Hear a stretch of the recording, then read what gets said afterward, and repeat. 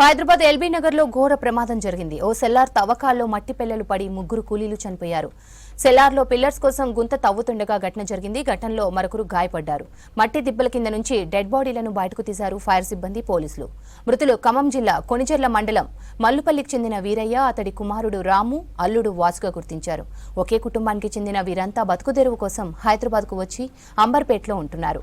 అడ్డా కూలీలుగా పనిచేస్తున్న ముగ్గురు స్పాట్లో చనిపోవడంతో ఆ కుటుంబంలో విషాదం నెలకొంది. ఇక డెడ్ బాడీలను పోస్టుమార్టం కోసం ఉస్మానియాకు తరలించారు పోలీసులు. ప్రమాదంలో గాయపడిన నల్గొండ జిల్లాకు చెందిన భిక్షపతికి దగ్గరలోని హాస్పిటల్లో చికిత్స అందిస్తున్నారు. ప్రమాదంపై విచారణ జరుపుతున్నారు పోలీసులు.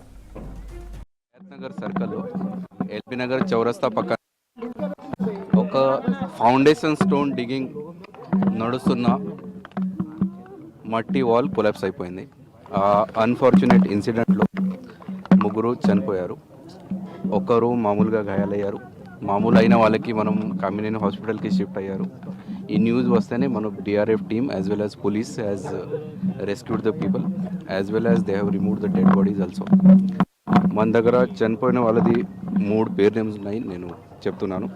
వీరయ్య గారు ఏజ్ 50, రాము గారు ఏజ్ 21, వాసు గారు age 21.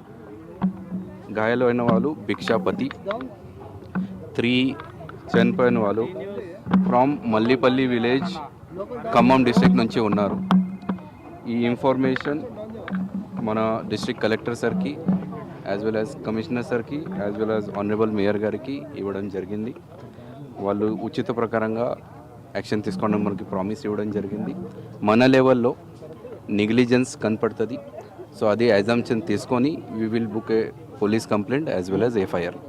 Building permission is there, head quarter నుంచి ఇచ్చిన బిల్డింగ్ పర్మిషన్ ఈజ్ దేర్, మీకు కాపీ కూడా ఇవ్వడం జరుగుతుంది. 2 సెలార్స్ ప్లస్ పైన ఫ్లోర్స్ అట్లా పర్మిషన్ ఉంది, మీకు పర్మిషన్ కాపీ కూడా ఇస్తాం. జనరల్గా ఎవరైనా బిల్డింగ్ కడితే ఇంట్లో దీంట్లో సెల్ఫ్ అఫిడవిట్ ఉంటుంది. మనం అన్ని labour precautions as well as safety norms procedures follow చేస్తామని.